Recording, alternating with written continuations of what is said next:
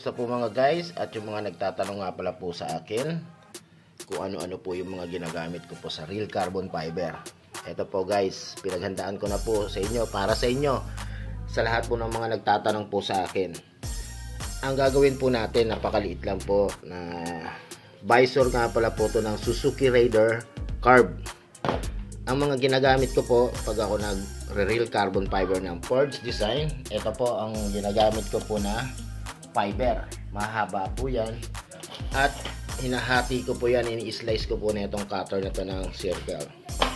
Siyempre sa mga nagtatanong po, yung mga sukat-sukat kung paano po yung tamang sukat po ng mga hardener.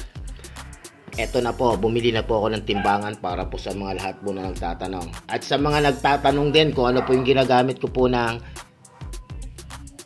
recent, ito na po ang recent po na ginagamit ko, Poly Clear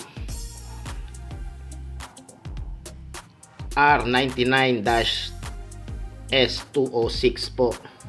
Ayan na po maliwanag na po yan. At kung saan ko naman to binibili, sa mga nagtatanong pa rin po, sa online lang, sa online po to binibili.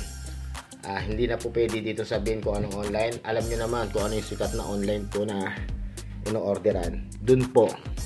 Eto, kung saan ko rin yung binili, dun din po.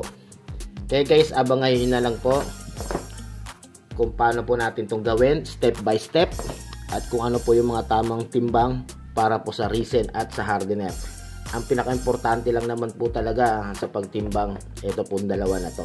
Para hindi po sumobra yung hardener natin dun po sa resin. Abangan nyo na lang po guys. Kita-kits.